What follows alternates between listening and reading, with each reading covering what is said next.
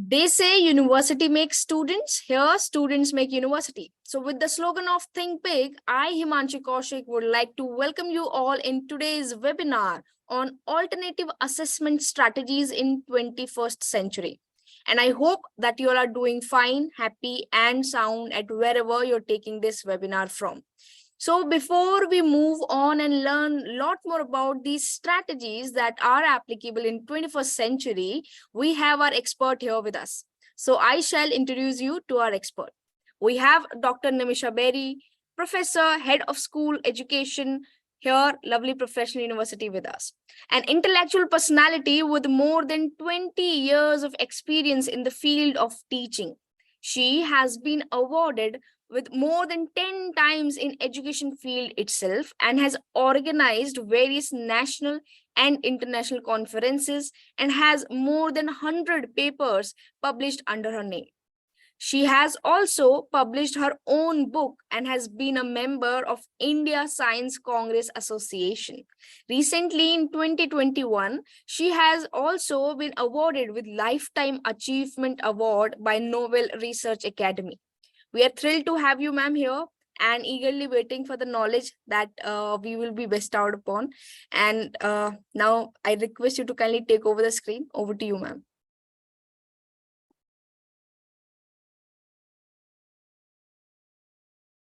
Thank you, ma'am. I think I'm audible. Hello. You're audible, ma'am. Yes, you're audible. Thank you. So welcome, dear friends. Here we are to discuss about the different strategies which can be used for assessment in 21st century. So before moving that, what assessment strategies we can use for 21st century skills? Let us have a brief note that what these 21st century skills are. We are hearing a lot about that 21st century skills should be taught to the student, 21st century skills should be inculcated. But basically what these skills are, if I talk about, these are the different set of abilities which are required by students to successful in this information age. As we are moving towards digitalization, as we are moving towards globalization, students need different skills by which they can be settled and they can be comfortable in the life space in this global world. Basically, these skills, 21st century skills, consist of three types of skills. First is learning skills. As you can see, learning skills comprises of critical thinking skills, creative thinking skills, collaborating skills, and communicating skills, which are also abbreviated as 4 C's. Then comes literacy skills. Basically, these are the skills for the persons who don't have knowledge about basic things related to information, related to media, and related to technology. These skills are known as information literacy skills, media literacy skills, and technology literacy skills. Then obviously, to be successful in our life, only learning and literacy doesn't work. We have to have certain social skills to adjust with these life challenges. Those are known as life skills, which includes flexibility, taking initiatives, having social skills, productivity, and leadership. But as we are talking about the assessment strategies in teaching learning process, we'll be focusing on these 4 C's, as researchers has also said that these are the most frequently identified skills in national policy documents. These 4 C's are communication, creativity, critical thinking, and problem solving. And as the name suggests, you can see that basically these all skills are related somewhere or the other, directly or indirectly, to our life skills. These are basically required to be a successful individual in our life, not only for a successful professional, but to be a successful individual in our life. Apart from that, as we are moving towards digitalization, it is not only learning in the classroom, it is we need to have certain digital skills also.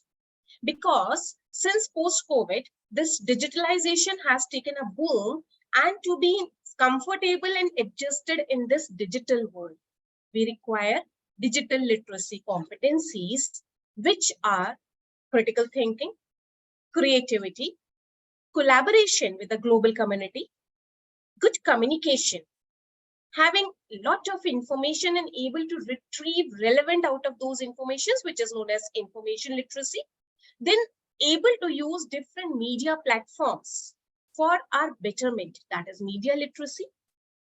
Able to use different technologies. As you see that when COVID era came, many people had to face number of challenges in even attending the online classes, online platforms. So this has become the mandate for today's life, having technology literacy. Then be flexible in our approach. We need to be flexible if we want to have digital literacy competency. And obviously, you have to lead the world through your platforms. So you need to have leadership skills. You need to take initiatives and be productive citizen of the society, and obviously able to interact with people around the globe, for which you obviously require social skills. So these are some of the skills which had been researched and found by different researchers, like it has been quoted by Silver Bellot, Eshet Ekalai, and Gary, that these are basic skills which are required as a digital literacy for an individual. Now, my question is, whether you agree with this or disagree, please, you can put a thumbs up or the thumbs down in the chat box, that some kinds of assessment are no longer relevant to this contemporary workplaces because of this immersion of digital technologies.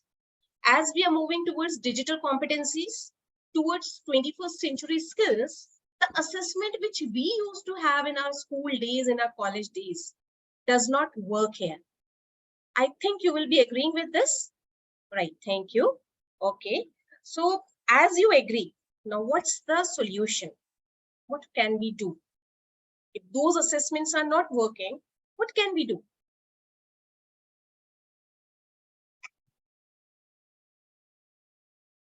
So how will foster these 21st century in our students? What should be our current assessment system? Yes, you have said that this assessment is not enough. So how we should design the assessment to assess the creativity over the consumption? Yes, please. Can I have some answers from you? That how we can have different type of assessments for these 21st century skills? Any idea?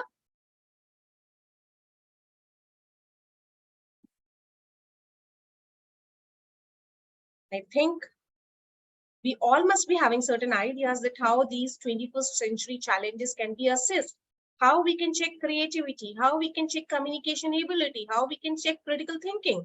It is not by paper pencil test that we can check this. Okay, so as I was talking that the traditional assessment will not work. So what to do? So from reimagining the student experience is a new focus for assessment. We have to reimage what the student has to experience. Earlier, what the student used to write on an answer sheet, that was the student experience, and we used to evaluate the students on that, and we used to see, yes, the end of course exams, the grades students are getting are assessing the student knowledge and their skills. But now, no, now it is not correct. After pandemic, there is a drastic change. We have to redesign our task. We have to see that our assessment is having a positive influence on the student learning. It is not only checking their rote memory. We have to make them fully equipped for the future. We does not have to judge their past. That is what they have learned is not to be checked. What they are learning, how that learning will be helpful in their future. That is what to be assessed. So obviously our assessment strategies have to be changed. We cannot move with those traditional strategies. Okay, so my next question is, I'd like if someone could answer that what our students need to be able to do beyond the course. We all are teaching, we teach different courses, we teach different subjects, we assess what they are gaining as a mastery in that subjects. But what our students need to be able to do beyond those courses? What is actually we are wanting as a future outcome from our students? Anyone?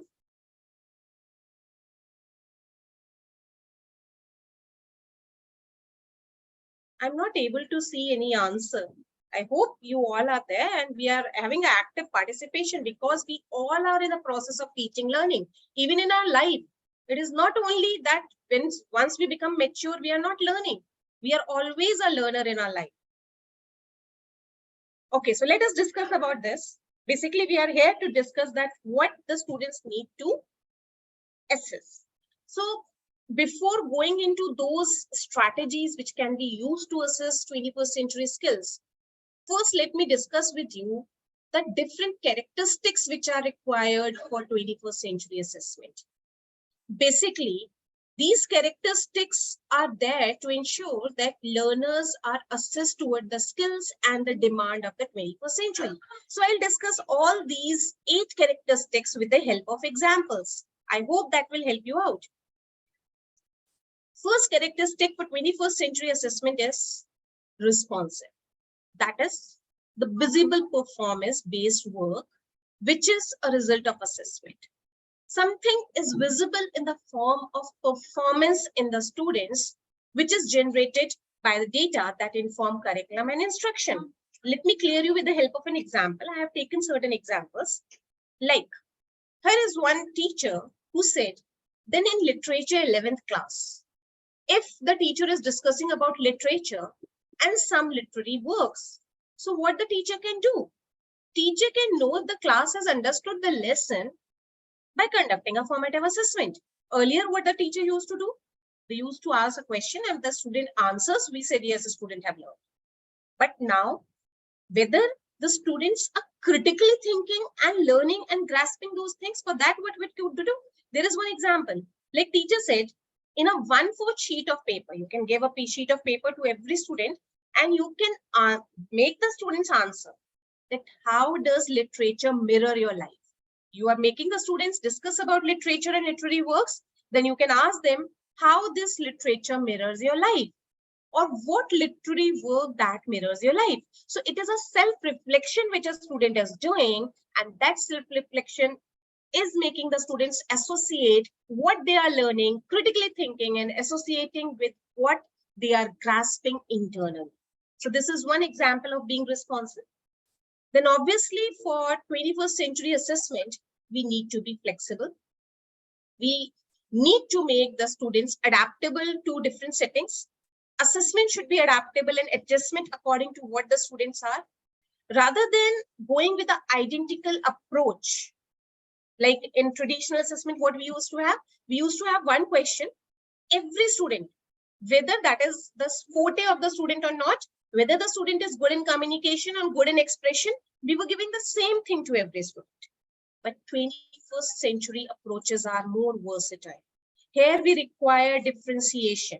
And for that, what is that?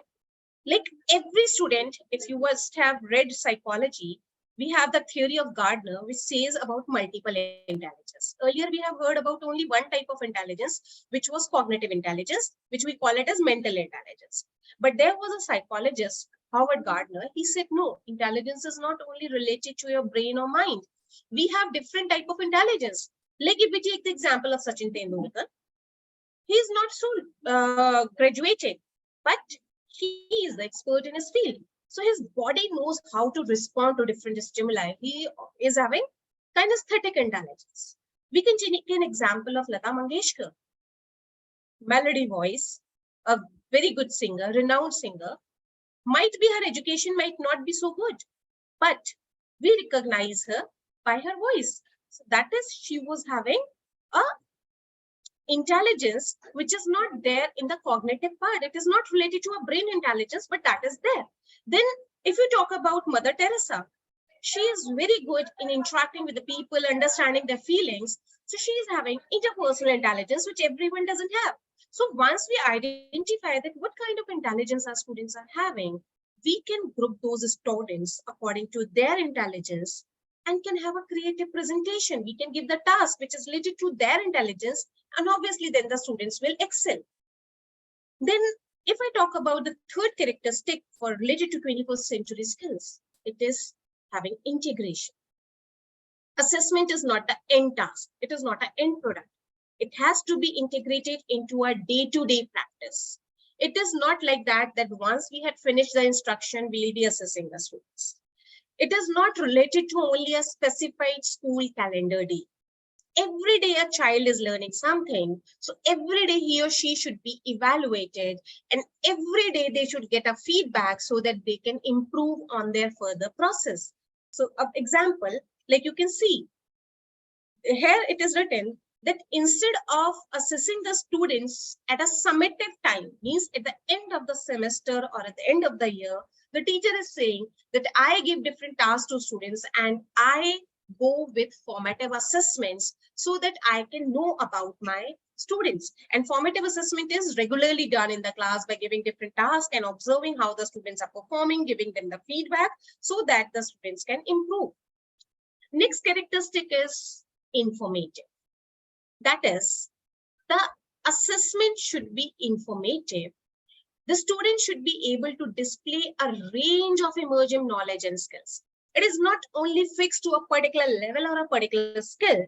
The students should be an exemplar who can guide other students, who can have peer assessments, who can go for peer teaching. They should be able to know where their strengths are, where their weaknesses are, where they need to learn. So assessment should be such where the students are getting information or detailed information about them. So for information, obviously the first thing is the student should know for what I have to be assessed. What is the goal where I have to reach? Only then the student can perform in that way and they can be assessed truly. So an example is the teacher is saying that before I assess the students, I make sure that the students are aware of the goals and objectives of that content and the assessment which has to be done and for what the students are to be assessed. Because once the students are knowing about the goals and objectives, obviously their performance will be directed in that way and you will be actually evaluating what you want to evaluate. Assessment is not a single method. It is a continuum which includes a spectrum of strategies in the norm. It is not only limited to one way of testing. Assessment has to be done in a number of ways so that because we see that there are individual differences, the students have multiple intelligences, they have different contexts. So every student can be assessed on their way, on the way they are learning, so that we cannot say, I think that you must have seen that there was one meme which talks about that you cannot ask a fish to climb a tree and assess that fish is not performing. Obviously, fish learn to live in water, so you cannot expect her to climb a tree. So that is what we have to identify the students' capability, and we have to have a continuum of assessments where we can assess them in different ways. Obviously, communication of assessment should be very clear and transparent for all stakeholders. Assessment is not something which has to be hidden from the stakeholders, which means the students, the parents, the other teachers, the fellow teachers, the peer groups, because this communication is something which leads in the improvement of the students. Once they know where they are lacking, they'll be able to improve. So what the teacher is saying, I let my students keep the track of their progress by returning their papers or evaluation sheet whenever I evaluate the students. I also see to it that I submit my students' grades on time for the parents to be aware of the children's achievement. See, there is a impact of immediate memory. Whenever we do something, we are able to know about those things immediately. We are able to recall what we have done. Once there is a time lag, our motivation to know about our mistakes falls down. Our memory about what we have done falls down. And that does not impact once we are getting a feedback. So immediate feedback is always helpful in improving. So obviously for that, what the teacher should do, they should always inform the students about their evaluations, about their assessment as soon as possible, so that students have a scope for improvement. Yes, obviously, as I was talking about digital competencies, the students need to be technically sound. So whatever assessment strategies you are using, that should be able to meet the students' needs and fairness. And it will happen only once the grades are visible, Once the assessment is visible, once it is in a form of software where the changes cannot be made, only then the students will be able to rely on those assessments. The objectivity will be more, and obviously the assessments will lead to the improvement in the performance. So for making the assessments valid, reliable, what we have to support and do a comparison that students have different intelligences, beliefs, gender, socioeconomic groups. That should be taken into account. You cannot weigh each and everything on a same weighing machine. We need a different weighing machine for different objects. Similarly, we need different assessments which are reliable and valid for different students in their terms. And last, it should be systematic. It should be a part of comprehensive and well-aligned assessment. Though we are saying assessment is a daily task, it should be done day to day in our daily life. But it doesn't mean it should be random. It should be disruptive. It should be very well aligned. It should be balanced, and it should be able to include all students, all stakeholders, and should be designed in such a way not to find the shortcomings, but to support the improvements at all levels of education. Only then we'll be able to go with proper assessment, which will be able to inculcate these skills in the students. So for that, what the teacher need to know?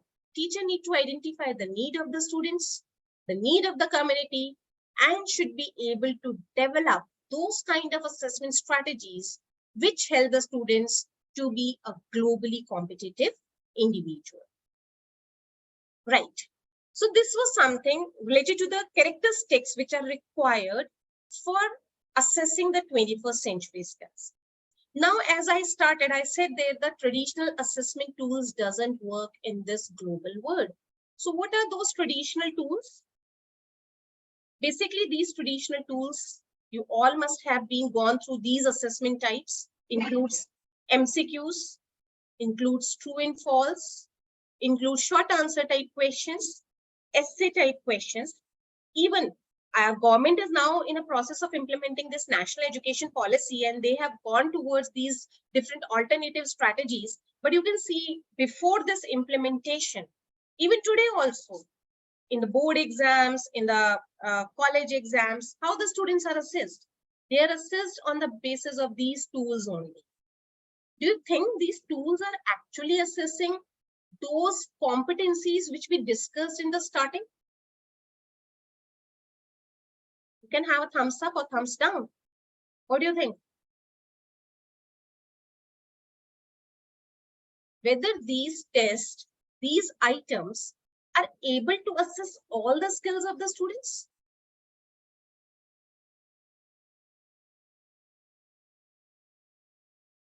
Obviously not. We have already discussed in the starting. So what is required?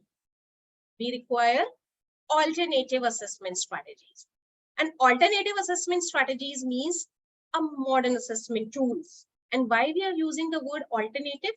That despite of using these MCQ short answers, essay type questions, we can move on to different assessment strategies which are formative in form and which helps to assess the students' core C's and those life skills which actually are the part of 21st century. So what these alternative skill examples are, there is an endless list.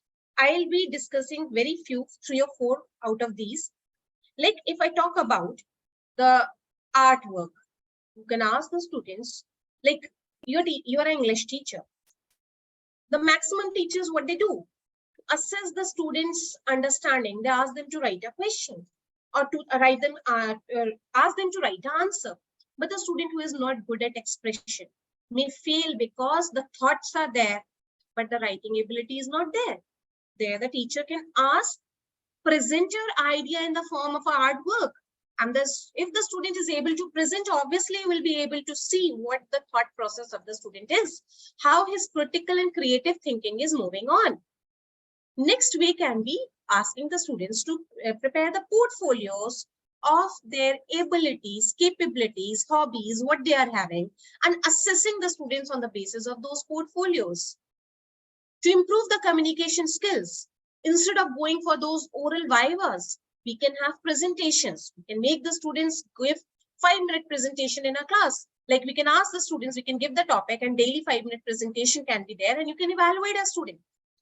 As I was talking about multiple intelligence, a child may be musical intelligence, the child may be having musical intelligence.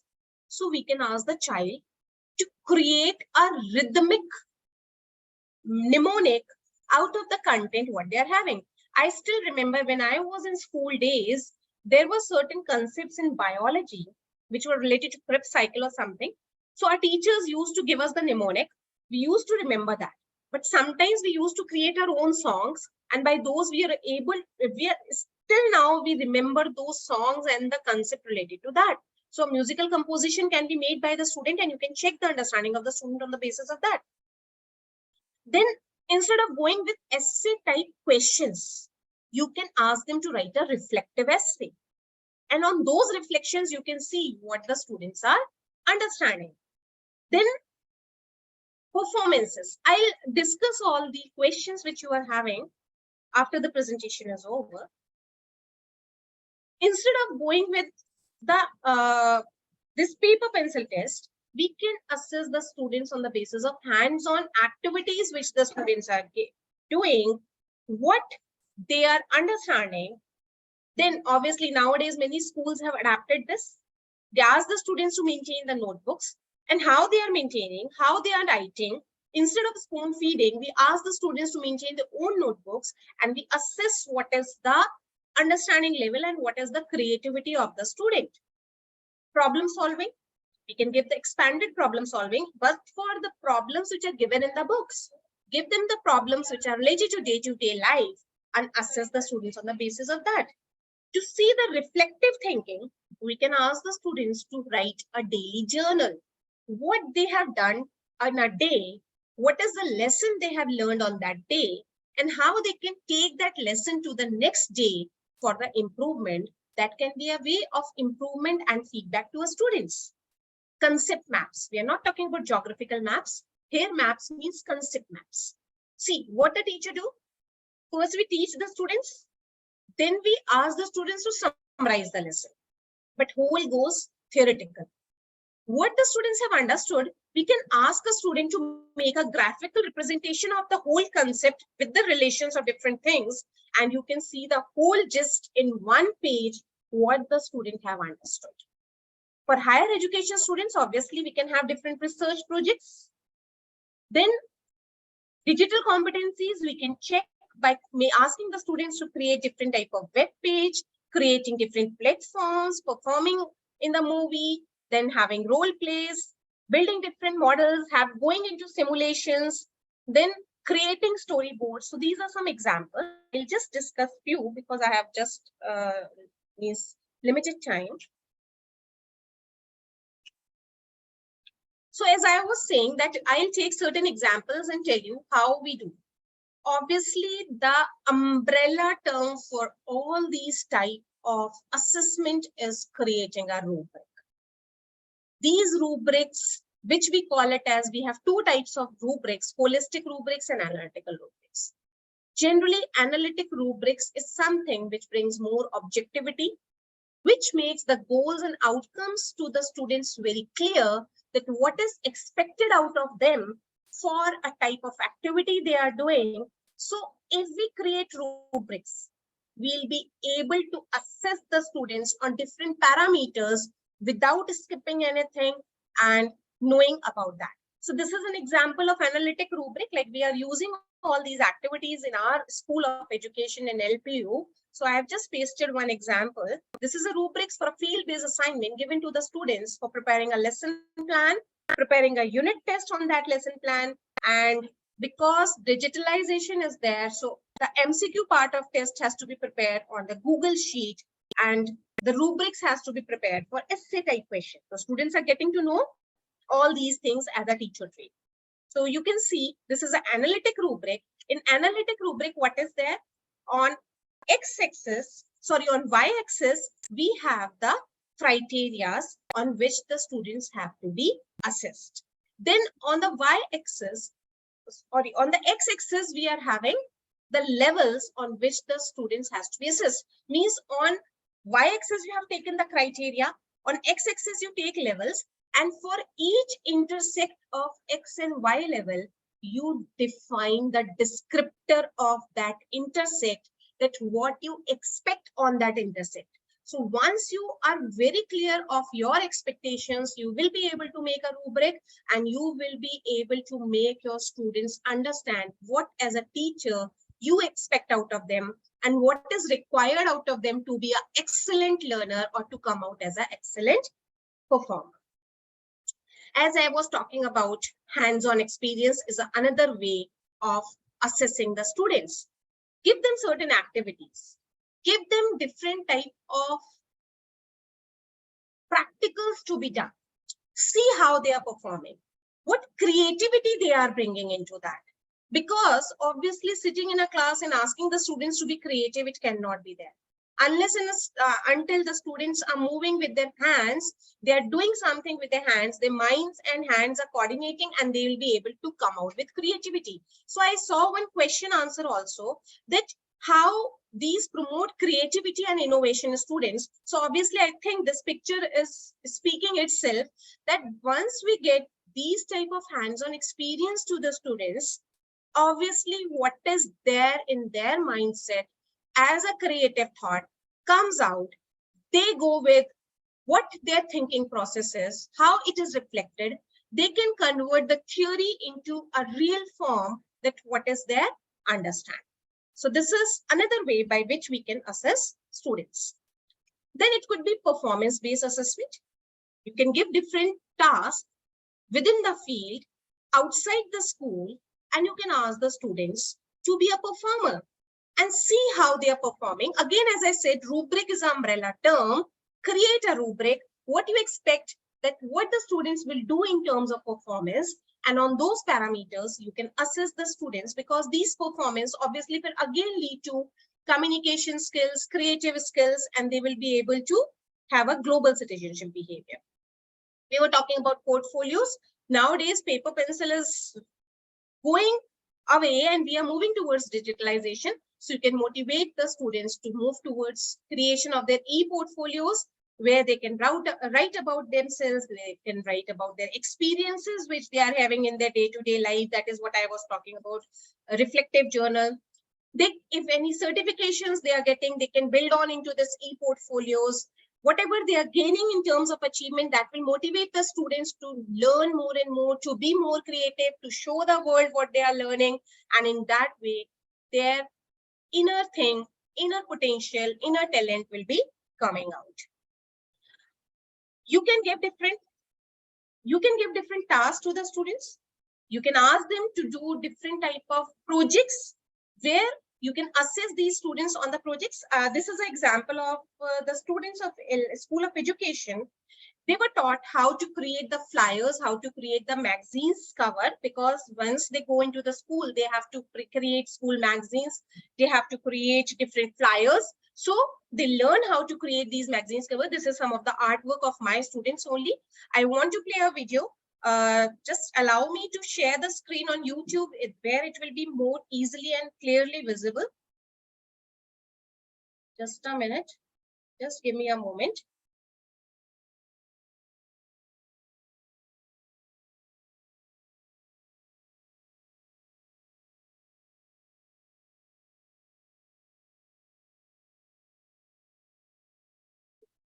So this is a video created by my students.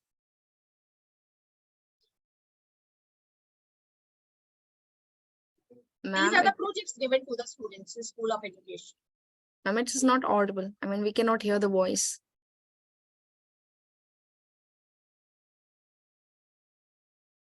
Excuse me, ma'am. Am I audible?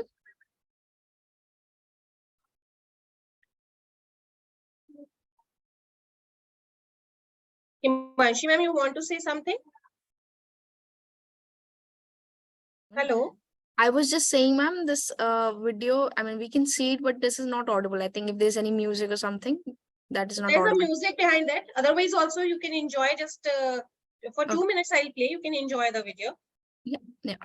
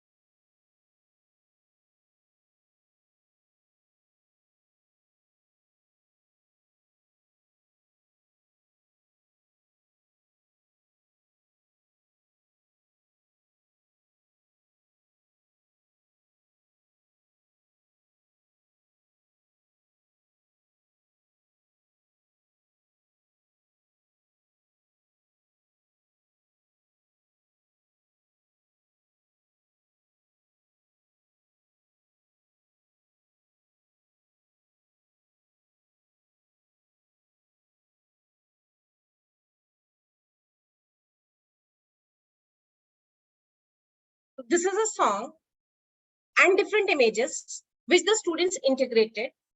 They had a project of creating a video, so motivational videos. So the students clubbed that and they created this video. So this is one of the other way of seeing the creativity and innovations in the students, that what they can do, what are the skills which they are having.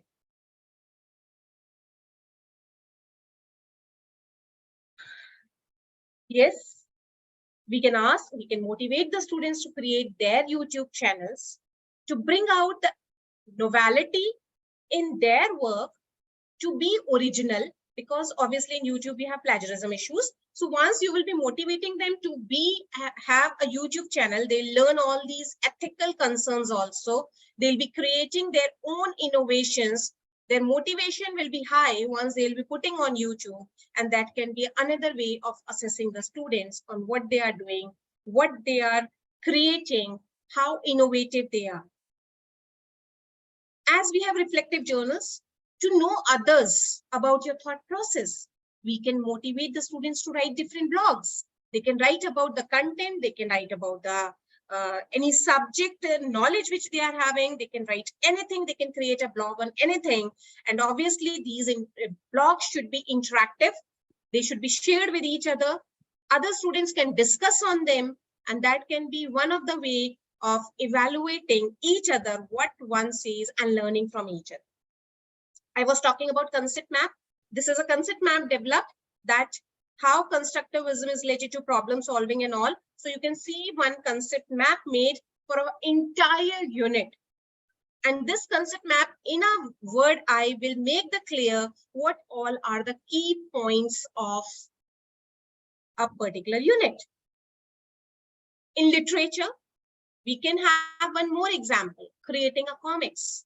So how we can create a comics? Obviously in literature, students read a story, but for asking the students to write a summary, you can ask the students to create a comic strip. So that is how they will introspect that story, and they'll be coming out in the form of an idea, in the form of graphics, which will be again interesting, and it will be leading to checking the creativity of the students. So in the last, I could say that once we are knowing what I want to assess in the students, once we are designing the assessment, there are certain things which we should keep in mind. What are these? First is that we should acknowledge that tech-savvy students may still have a learning curve with digital tools, which the students who are not tech-savvy might not have. So obviously, we'll have to inculcate digital competencies so that no student feel lag behind. And if our students are not having digital competencies, don't go with the things which are related to creating something digitally. Share the learning outcome before the assessment strategy with the students, so that the students know for what they are to be achieved, what are the goals, and they know what is expected out of it. Give sufficient time. Because creativity is something which cannot be done in a seconds, in a minute. It requires time. If you give a sufficient time, you will be coming out with a good outcome. Obviously, exemplars are always better. Be a role model. First, create something by yourself. Give an example of that finished product, that what it should look like, and then ask the students to perform and then assess them.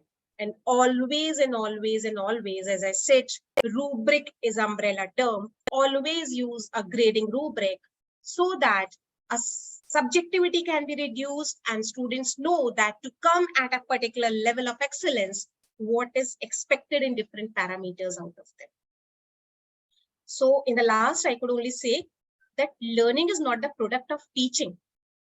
It is a product of the activity of the learners, what they do in their life. Thank you. Thank you so much.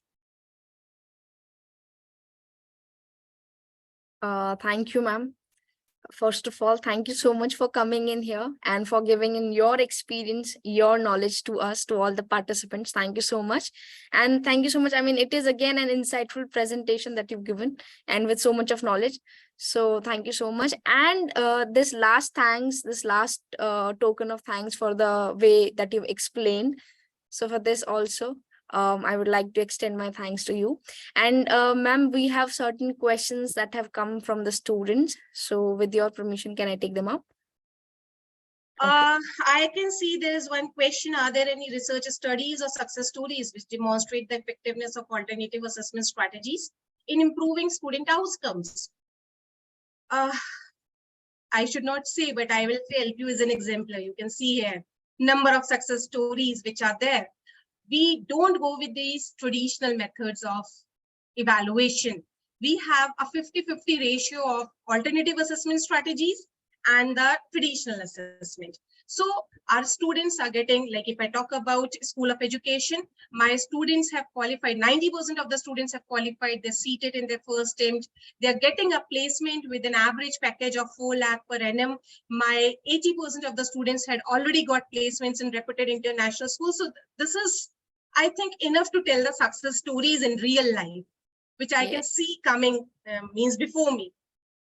Okay, the next question is, how can alternative assessment strategies help address the diverse needs and learning styles of the students in the classroom? I think if you remember, I was talking about multiple intelligence given by Howard Gardner.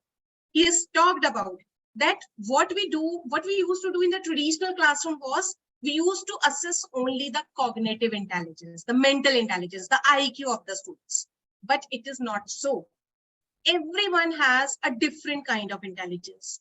One may not be academically very sound, but may be excelling in their field in the part where their intelligence is. Gardner talked about naturalistic intelligence. Like if we talk about a farmer might not have studied, might not have that much of problem solving ability in terms of academics. But when you talk about the nature, when you talk about the form, no one can tell better than him or her. They can even judge the plant, the soil by just touching. So that is their intelligence, the natural intelligence, naturalistic intelligence, which they are having. So it is that when we use alternative assessment strategies, obviously we are honing and we are helping every kind of learner in our classroom because we are giving hands-on experience, we are giving different type of projects, students can take according to their wish, students can perform the things according to their learning styles, according to their needs, and that is helping them. Next question which I am getting is, how do alternative assessment strategies promote creativity? I think I have shown number of pictures where you can see the creativity coming out of the different activities which my students are doing in the School of Education. The another question is, how can educator involve students in the assessment process and promote self-assessment and peer assessment? A very good question. This is one, once again, a very, very, you can say, important assessment strategy. That is, when we talk of assessment, see, we talk about 360-degree assessment. 360-degree assessment means the assessment not only by the teachers, assessment by the peer groups, and self-reflection. I talk about self-journals, reflective journals. That is a mode of self-assessment, that what you did daily, what you learned, where you lagged, what improvement you require next day. So that is a mode of self-assessment.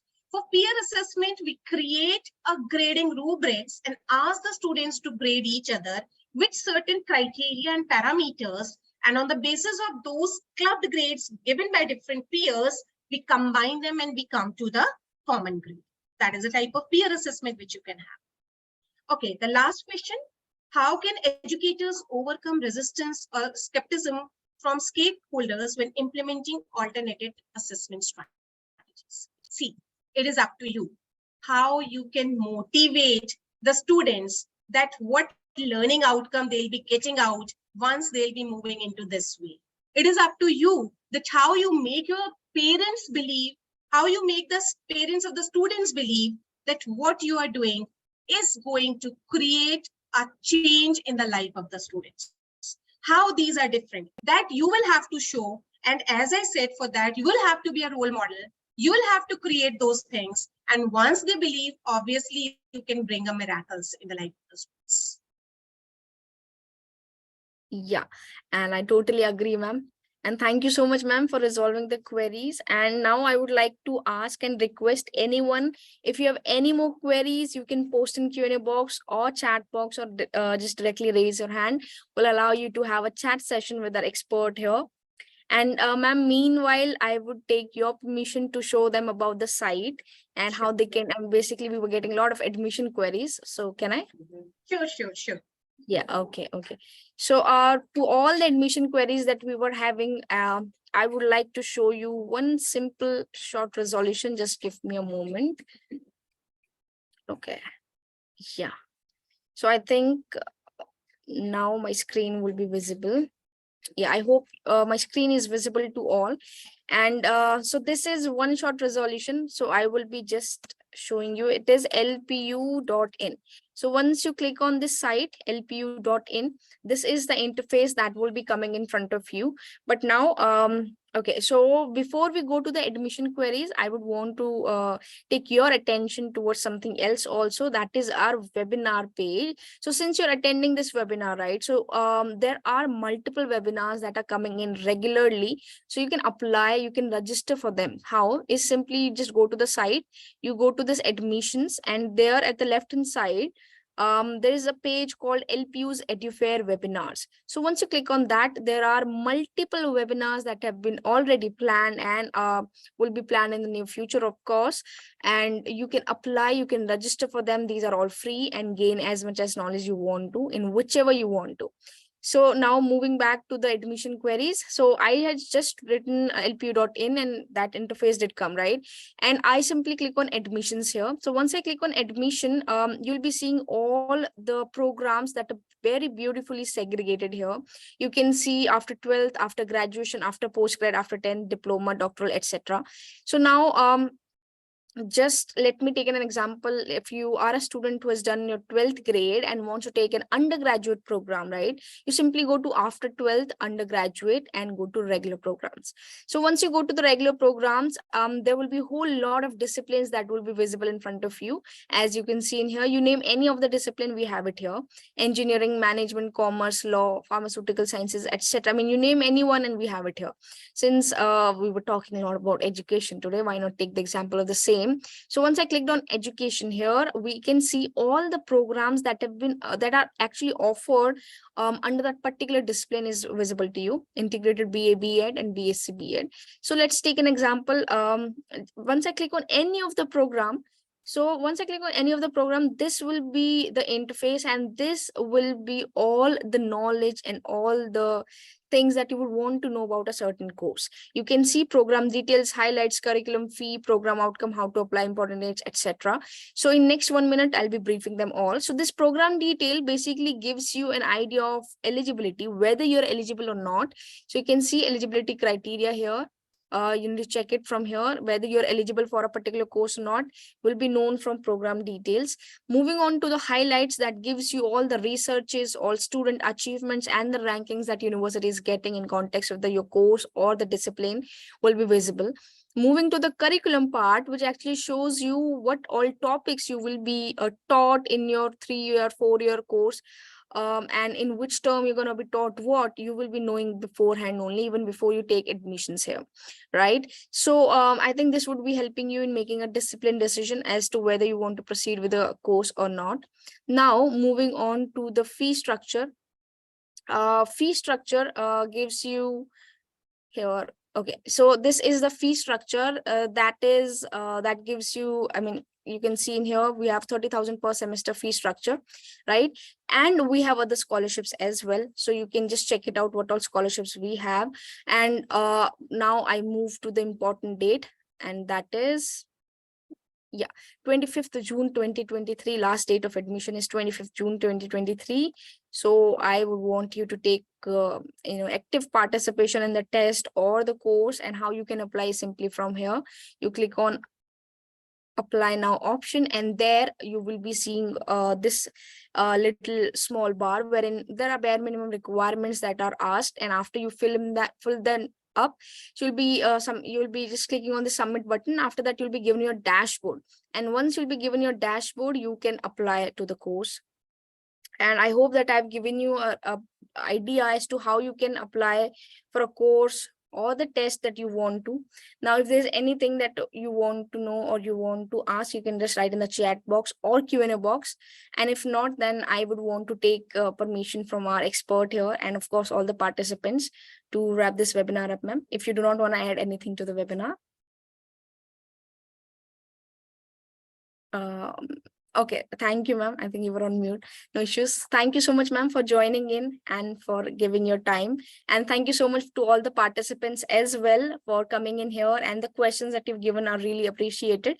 So until next webinar, stay safe and stay healthy, and kindly explore the site as well, that is lpu.in. And at last, I would want to tell you, if you have missed any session, any part of this session, you can just watch it on YouTube and on our site as well.